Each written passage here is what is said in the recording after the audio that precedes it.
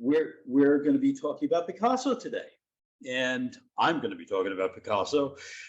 He's a handful and a real challenge to take on at any level. It is the 50 years since Picasso died, and there are actually exhibitions that are taking place all over Europe and several in the United States. Two of them will be in New York City. The two that are in New York City are not gigantic shows, but I am going to give you a kind of survey and place these two shows in context of his career. I'll do a bit before, during, and after the young Picasso in Paris, and I will do the surrounding things which led to his stay at Fontainebleau and the musicians with masks, which that's going to be at the Museum of Modern Art. The young Picasso is going to be in the Guggenheim, and basically there's a lot to say about Picasso. There are some really, really wonderful lectures on him, a bunch of them from Yale that are really worth tuning into. John Walsh, who was the director of the Getty. I think he was the director at the Boston Museum for a period of time, is very, very, very, very good and a wonderful, engaging speaker. So worth tuning into those. I will have more of that at the end. But at this point, let's see. Yeah, it's been 50 years since Picasso died, at a dinner party in his home, which is quite fitting. He was 91.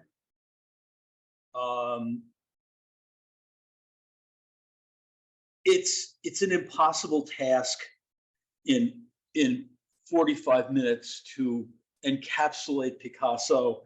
He is uncontainable. He's really a creative giant.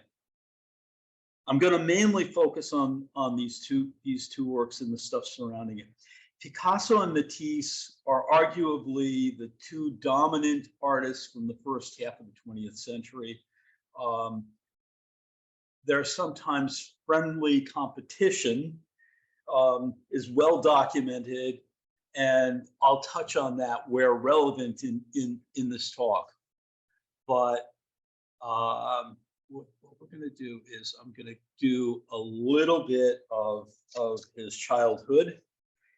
Picasso's father was an artist and teacher. Pablo began drawing and painting when he was about 9 years old. And by his early teenage, he was accomplished. Really, so accomplished that by the time I believe he was maybe 14 years old, his father just stopped painting and handed his brushes and palette over to Picasso, to his son, and just said, he was a painter of birds and pigeons and doves and things like that. And he saw in his son a genius in the making and wanted to support it. So you can see here, Lola Picasso. This is a painting on the top there of his sister, and Picasso was 13 when he painted that painting. He was 14 when he painted the painting below of his father, and 15 when he painted this self-portrait. pretty hard to see with all the cracking in it, but it's a very well done piece.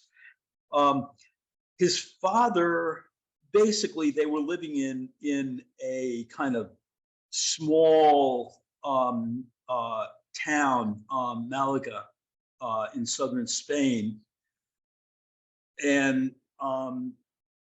in order to push forward Pablo's career, his father took a job in Barcelona, which had a much greater artistic culture, and they had an academy there. And the torso drawing that you see at the bottom was one of the drawings that Pablo did as an entrance exam. And at 15 years old, he got accepted into the academy there, which was unheard of. They only took people 18 and over. So this is the beginning. We got this set up. This is the guy. And this is a painting. He was about 17 or maybe 18. No, 17 when he painted this painting. So you can see academically, he was very far advanced, even as a teenager.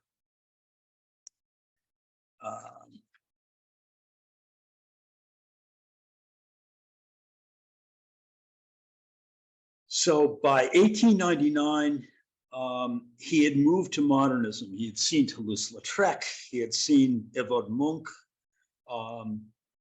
early influences, and you can see that he was quite advanced in his approach. I mean, this is 1901.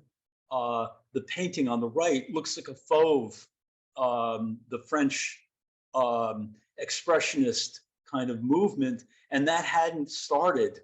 That really didn't get going until I think 1903 or 4. So this is extraordinary. Now, he hadn't been to France. He went to Paris. His first trip was in 1900. And he was very powerfully impacted by that. He, traveled to Paris and back, but was really moved by it, and it moved his thinking and his approach to painting. This is a portrait of one of Picasso's first art dealers. In fact, this is the fellow who gave him his first show in 1900.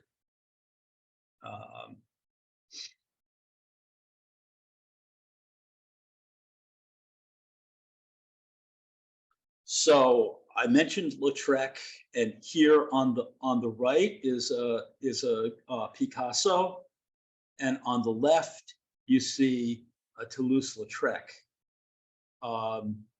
And the Toulouse-Lautrec was from, I believe it was from the late 90s, 1890s. The Picasso on the right is 1901. And here is the Moulin de Guéret. This is actually one of the pieces which is going to be the focus of the show at the Guggenheim. It's there's going to be drawings that support it, and there's going to be paintings that are from that period, including pieces like the portrait that you had just seen, like this, would be included in this show. On the left is a Toulouse-Lautrec, and you can see the similarities. Now this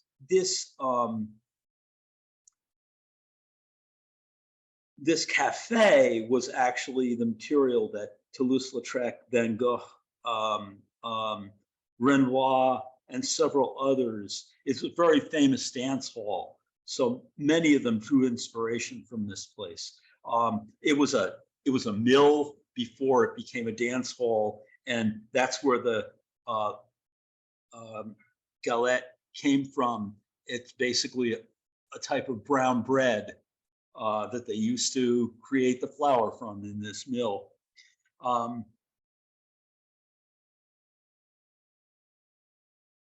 the cross section of Parisian nightlife in painted in this painting is something that fascinated young Picasso.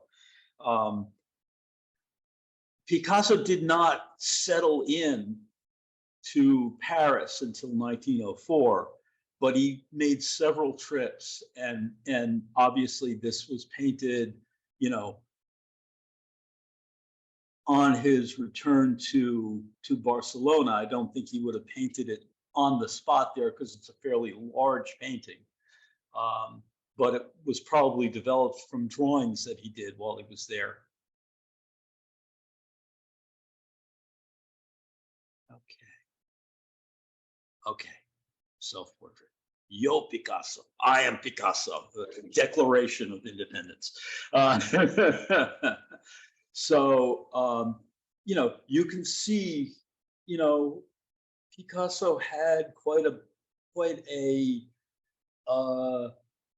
substantial opinion of himself, even at this young age. It was, you know, having been supported by his family in the way that he was, he had a pretty intact ego when it came to this. Okay, and on the right is a painting that obviously has some influences of Van Gogh and all of that. This fellow was a poet. Casquemes was a friend of Picasso's and had encouraged him to move to Paris. He committed suicide, and that really set Picasso into kind of a tailspin. He went into quite a depression. And out of that, he, for several years, painted this, what is called his blue period. Depressed over the suicide of Casquemes, Picasso launched into melancholy paintings of his blue period. This went on until 1904. Only 21 years old and desperately poor, he restricted his palette to cool colors suggestive of night, mystery, dreams, and death. His obsession with the themes of human misery and social alienation are contained in this piece. The subject has been interpreted variously as allegories of sacred and profane love, a symbolic representation of the cycle of life, a working class couple facing the hazards of real life. Now, the interesting part about this painting is originally he had painted his own face on the male figure, and he replaced it with Casquemes's. So, interesting piece. And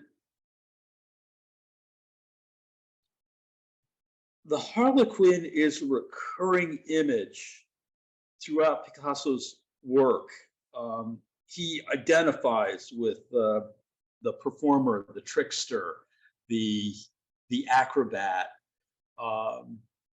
and really there is a sense of humor that's kind of integrated into the work. Now, I don't read French, but there's a lot of things which are in some of the later Cubist pieces that are articles that are containing a lot of puns and a lot of games with words that since I don't read French, I don't get it, but I've been told that they're there from some of the lectures I've listened to, so I'll go with that. Okay, so this is one of his blue period pieces, and again, confronting the mortality. This old guitarist, you know, there's this sense of like, you know, death in all this. The only place where there's warmth in this painting is in the music, in the guitar. Interesting, attenuated figure. So there's a fascination with poverty in many of these pieces. Okay, and here we have, you know, the transition.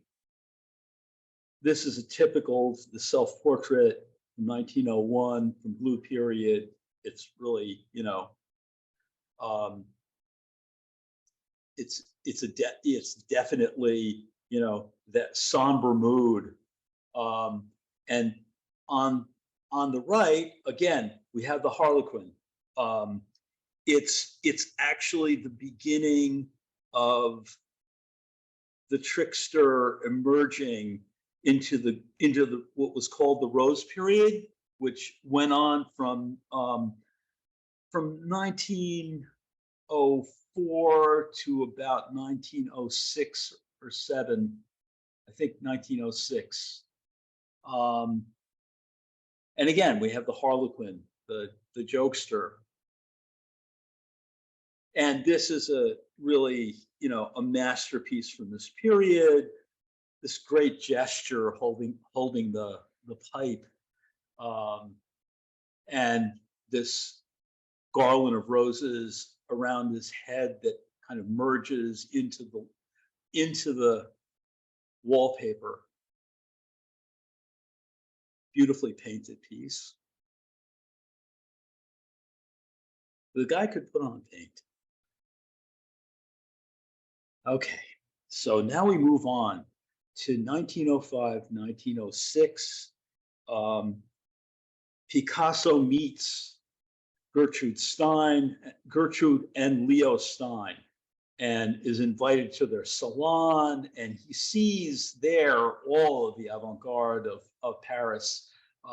They were great collectors, avid collectors of Matisse, and he was introduced there to Matisse, and he sees their collection, and he sees something which actually was very important, and had a profound impact. He got to see a lot of, and spend time with a lot of, the Cézannes, and they had one of the great spectacular card players, which is now in the Barnes collection, but originally was in the Leo and Gertrude Stein collection. So he would have seen that up close and personal, and been able to really look at it and you know, have the ability to explore it close up.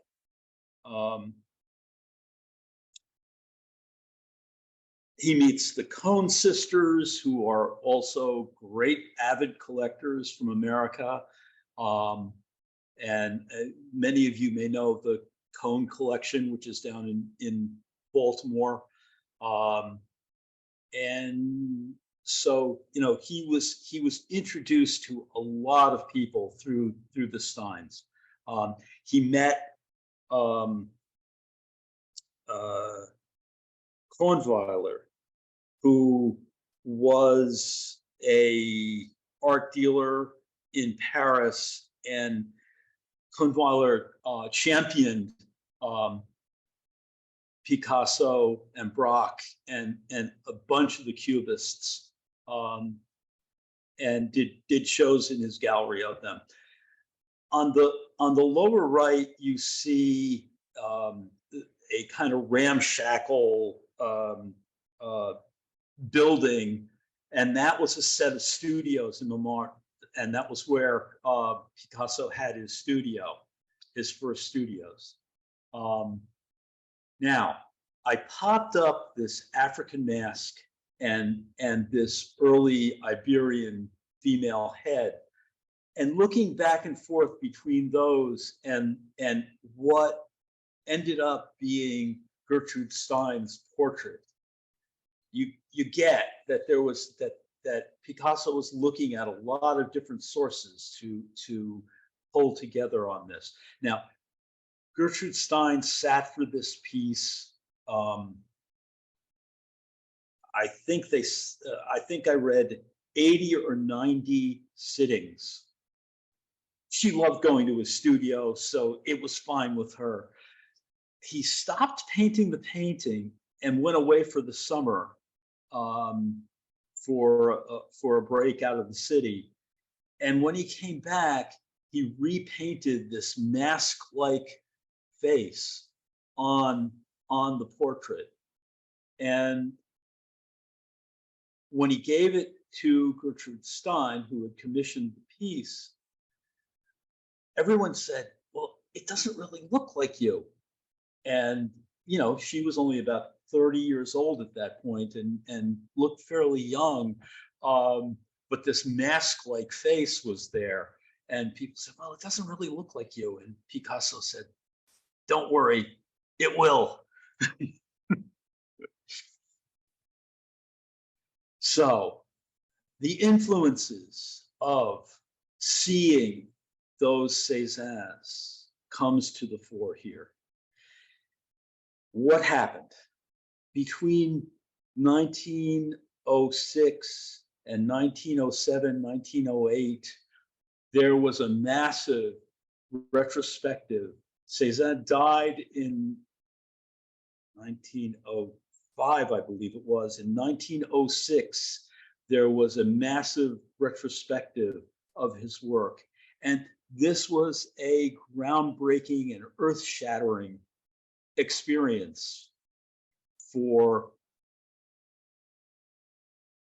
Matisse and Picasso and many others. But Picasso took this in, and he really looked long and hard at the work. The breaking down of forms into geometric structures, and actually unifying the whole surface of the canvas was really something that Picasso took from the message that he got from looking at Cézanne. And I'm gonna pull this up. And this large Bather's painting was one of Cézanne's last paintings. It was painted in 1894, 1895. 1905, excuse me, 1894 to 1905. So it's a long period of time that went into this painting. He developed a group of these bathers, and he had been working away at them for all this time, and basically refining and consolidating his ideas about rhythm and about how to make the shapes work together on the surface of the canvas. So it was a very abstract kind of thinking. Now, Matisse gave Picasso an African sculpture, and it's said that he kept it with him for months. In fact, he used to carry it around with him at times. So there's a kind of integration of the African mask, the more primitive or shape-oriented structure for the heads and faces and bodies, this kind of geometric breakdown of the anatomy.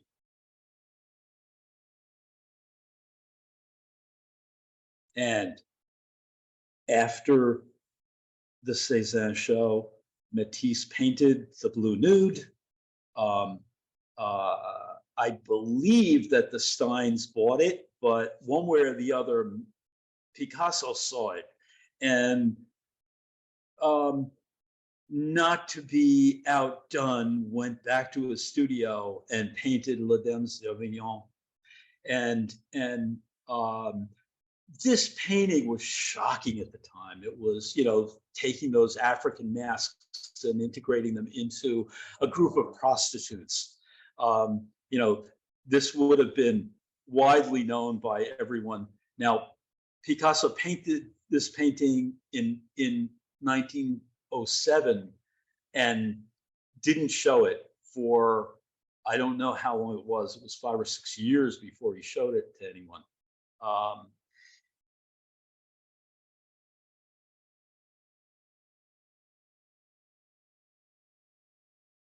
There's this, the African masks, the Egyptian kind of sculpture, this kind of dangerous desire in a shattered mirror. There's more to be said about this painting, but that's for another talk. I'm gonna move on, but this was important for you to see in relationship to where we're going. Okay. Meanwhile, George Braque went off into the country and went to the sources that Cézanne drew from. In 1883, he painted this set of houses, and Braque went to the same spot and painted this painting. And he was going to dive deeper into the Cézanne development of Cubism, you know, working from these same motifs. You know, it's said that Braque and Picasso invented Cubism, but for my money, really Cézanne started this whole thing of these multiple points of view and pulling those multiple points of view together to create an all-over totality of a composition. So the forces that are at work in this painting, the way the eye moves through the composition, all of that is something that Picasso, that Cézanne worked on for much of his mature life, and knew what he was doing. He was breaking these things down into the sphere, the square, the rectangle, the triangle, these geometric components and the organic shapes that tied them together were really, you know, the essence of what he was after. So let's see.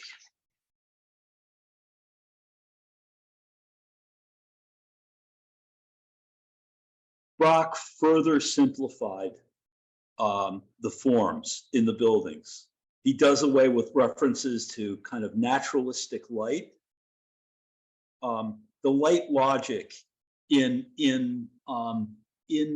Cézanne is still naturalistic. You see the cast shadow on the side of the building, where in Braque's interpretation, the light to dark gradients that are happening in these rectangles don't really have to do with the direction that the light's coming from. It has to do with overlapping planes. It has to do with how those planes meet. And the dark and lights are really about rhythm that's set up on this flat surface.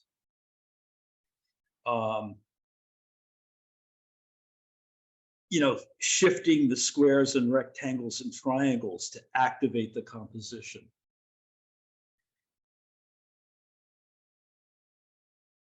And Picasso was to follow suit. Now, this is in 1908, and here is Picasso in 1909.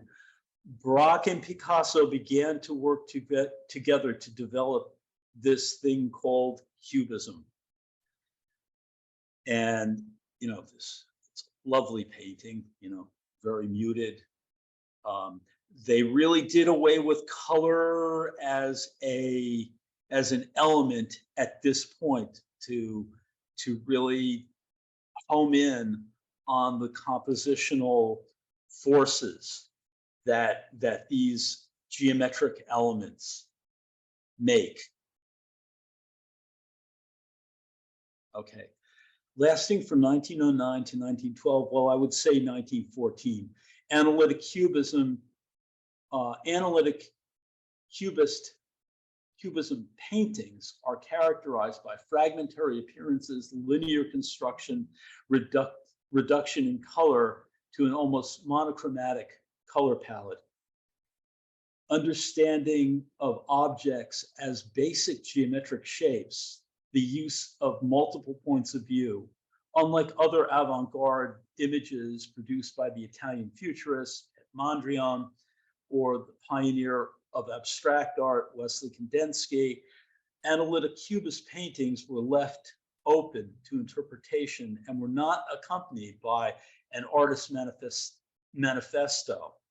For years, art historians and critics have analyzed and attempted to come to terms with analytic cubism and to make sense of the fragmented forms, shallow and heavily worked surfaces. Now, music comes into this. These are musicians. They are playing instruments, and rhythm has a lot to do with what this is. The visual correlation to the rhythm of music is in these paintings. This shallow surface, basically these light and dark surfaces make for a shallow depth that is characteristic of these paintings in this period. And on the left is a portrait of Grünweiler, who was Picasso's dealer, and you can see the hands down on the bottom, crossed. And you, as you look at it, you can see that portrait emerge, and I understand it looks a lot like him. There's a little mustache in there. Anyway. The Still Life with Fruit Dish is kind of a transitional piece. It goes from what we consider to be analytical cubism, which is really breaking down of the form into these light and dark planes that interact, into a surface and depth that starts to happen with synthetic cubism. And I'm going to talk more about that, so you don't have to figure it out right now, but just take in what the painting looks like, and you start to see some colors start to emerge in these. Again, this is 1912. George Braque on the left, and Picasso on the right. Again, we're dealing with music. We're dealing with rhythm. What's happening here is the beginnings of what they consider to be synthetic cubism. What synthetic cubism, in my definition, would be is basically they are synthesizing real objects into the drawing or painting. So these are collaged and drawn and painted. So the painting, again, was a Braque on the left. He found some pieces of faux wood grain. I guess it was wallpaper, and he pasted it onto his painting and drew into it. So if you were around when I did the Trompe-l'oeil and Cubism talk, this is a kind of joke as far as the graining is concerned and all that, that was something which the Trompe-l'oeil painters prided themselves on painting. And here Braque is taking a piece of wallpaper and pasting it on there, and that's his foe. So he drew into that. Picasso comes back, sees this, and goes right at it with a whole other set: guitar, sheet music, and glass, and so off they go into another round of things. The two of them were linked together. I think it was Picasso who said we were like two mountain climbers with a rope between us, scaling a mountain.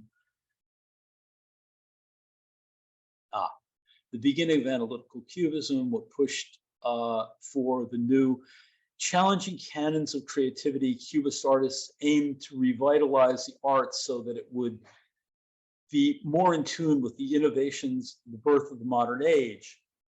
At the turn of the 20th century, the artists found themselves in the midst of great change, technological advances, dramatic political and social change were occurring all at this time. The birth of photography forever transformed the role and need for visual art as it was used to document changes occurring in the world. For many painters and artists, creativity needed to reflect these bursts of new energy and ideas.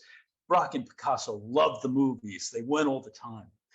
The two Cubist authors, Picasso and Braque, inspired by the post-impressionist Paul Cézanne, rejected the rules of three-dimensionality and perspective in art and began to experiment with flat surfaces, reduction of form and color, and understanding of nature in forms of basic geometric shapes, attempting to create a sense of totality which reflected the need for the new.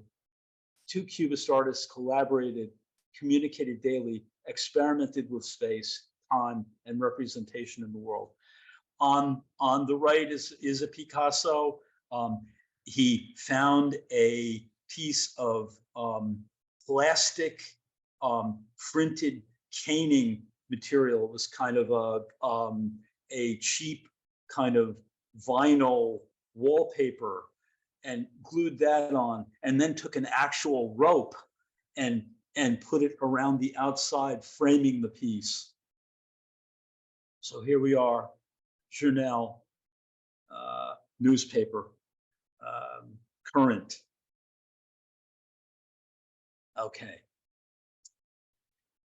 And I just threw in, he did these wonderful line drawings, and I didn't include a lot of that because it's not exactly relevant to where we are right now, but I had to throw in Stravinsky. And you see in this still life, the F hole for a violin, the sense of integrating color and sound and rhythm. In 1916, Picasso's competitor painted this painting, The Piano Lesson, very abstract, very bold. It took a while for Picasso to come up with an answer to this, and this was it. The Musicians with Masks. This is the piece that's on at the Museum of Modern Art. And he painted this painting during the summer at Fontainebleau. He really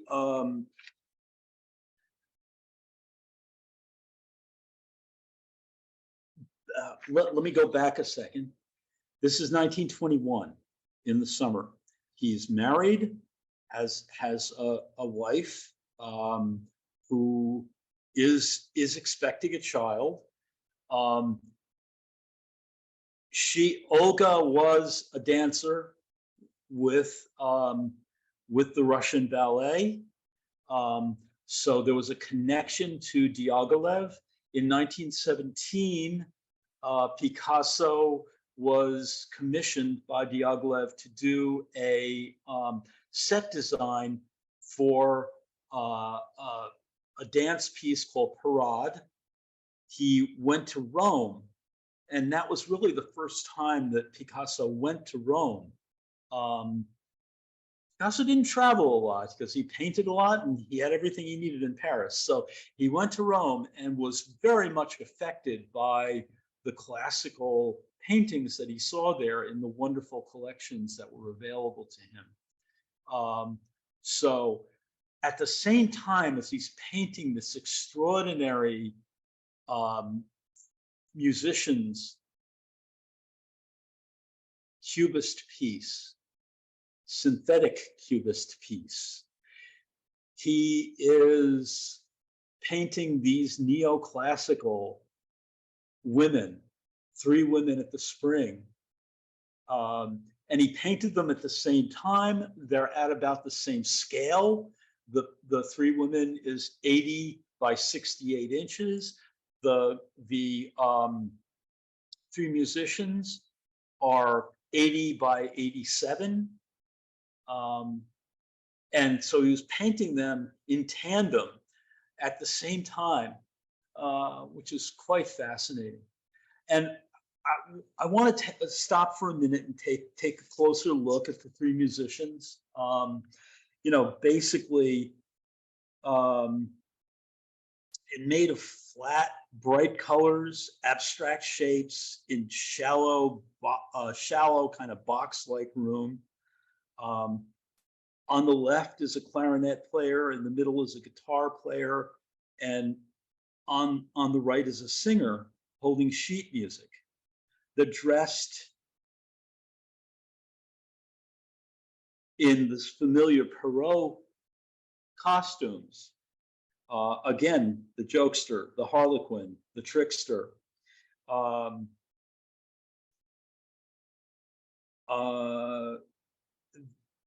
There's like a boxy brown stage. If you look really closely at this, and it took me a while to catch it, but underneath the table are paws sticking out, and a paw sticking out here, and a tail sticking out on the other side. This is all on the left-hand side of the painting. If you can't see my arrow, I'm pointing at. And in the background, you see the shadow or the head of the dog. Nothing has to be according to any systematized anatomy for Picasso any longer. It's really up to the design. And look at those little hands. They're all over the place, holding the instruments, holding the sheet music. Okay, so this piece is in the Museum of Modern Art. They own this piece, and there is another one which was painted at the same time. He painted, I don't know which one he painted first and which one he painted second. The one from Philadelphia is also going to be in the show. I believe they're going to compare the two. When I'm gonna do a zoom in so that we can look a little bit closer at this. So when we look at the one from Philadelphia, in this background, you see these positive and negative shapes. He's got the black mustache into the white area and the white mustache into the black area. In the background, you see white checks in the wallpaper. On the left, you see black checks into there. So there's this business of rhythm. There's this business of change. And you see, there's no dog underneath this one. Okay?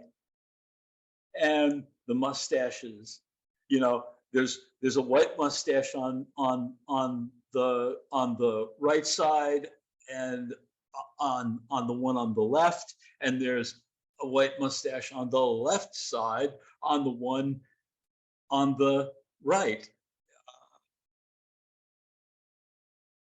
Quite a bunch of characters. And I'm going to go over here and we'll close in on the dog again. Not the greatest reproduction, I'm sorry about that, but you get the idea.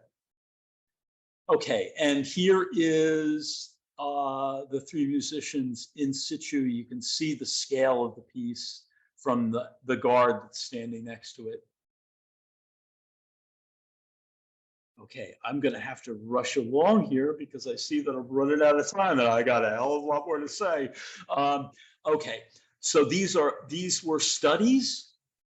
He did 2 of the 3 women at the Spring, and this center one is the other large scale one that he did, which is 80 by 64. These others that are around it are studies.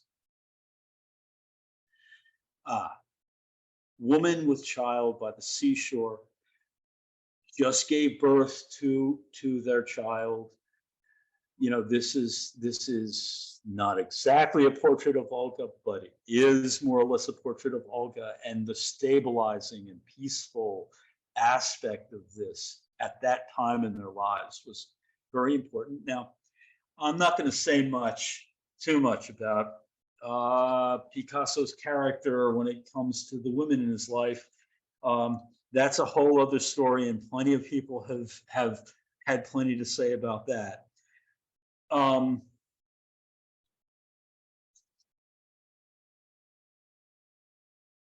But let's say that this is a really peaceful time.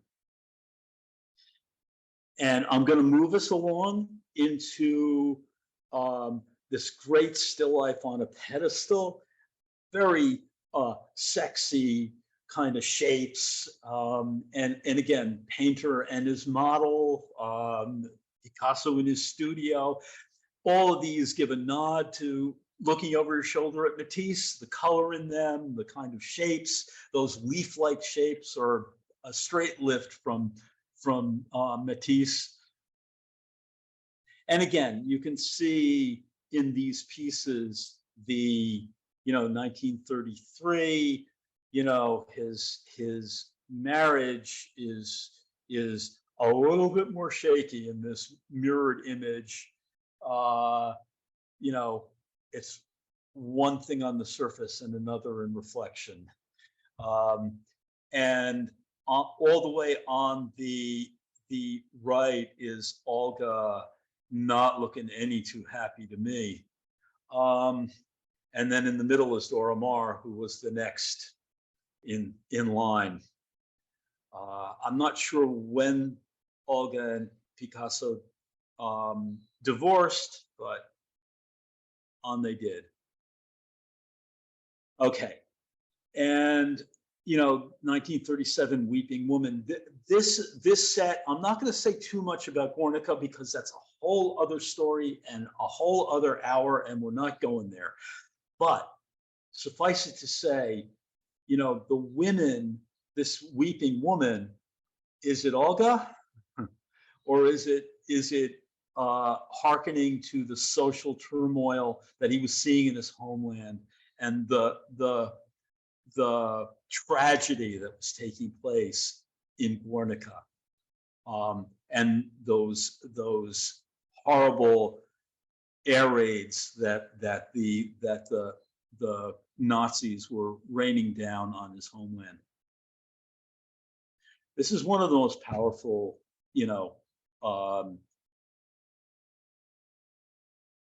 anti-war paintings of modernity. Anyway, Picasso's last marriage lasted for 11 years. He did over 400 portraits of Jacqueline. On the right is a rather joyful depiction of her. I understand that it took him quite a bit of persuading to get Jacqueline to give him a tumble. romanced her by drawing a dove on in chalk on the side of her house and brought a rose a day until she agreed to date him. Uh, his reputation preceded him. Anyway, here is Picasso from 15 to 90. So I've tried to give you a real context for the Fontainebleau and for the young Picasso, and lead out of it, you know, into a vast career. I mean, this guy, you know, the talks by John Walsh are well worth watching. He's a very engaging speaker, and there are about 8 hours of these things. You don't have to watch them all, but I'm still working on them myself, and there's a lot to chew over. He is brilliant. I bow my hat to him and just give him credit for being a brilliant speaker and quite knowledgeable. So that's it for this week. I am going to do something which I'm going to catch flack for from certain people at the library, but I'm going to change what I'm going to do for next week, for 2 weeks from now, because the Bruce Museum has just reopened, and there's a spectacular show on there that I want you all to know about, which is Lois Dodd. It's a retrospective of 80 paintings from her 94 years on Earth. She is still going, and this show is supposed to be spectacular. I haven't seen it. I'm going this weekend to see it, and I want to share that with you. And the Bruce Museum has just reopened in its new facility. It's a gigantic museum now. It is as big or bigger than the Neuberger, and has several new collections that are part of its permanent collection now. So that's where we're going next time. I had an artist who I will push off into probably July or August now, because her show is going to be on until December at the museum at the Metropolitan. So we can let that go. Okay, Joan, Larry, I'm done. That was okay. The Bruce Museum's in Connecticut. Yes. Larry, why did you think you'd get flack from me? You're not going to get flack from me. Not from you, but others. Oh, I'm sorry. I'm sorry. So I hope you'll all come to all the programs. Don't forget, we videotape these programs, and we've got lots going on in the library. And so thank you all for coming, and we'll see you soon.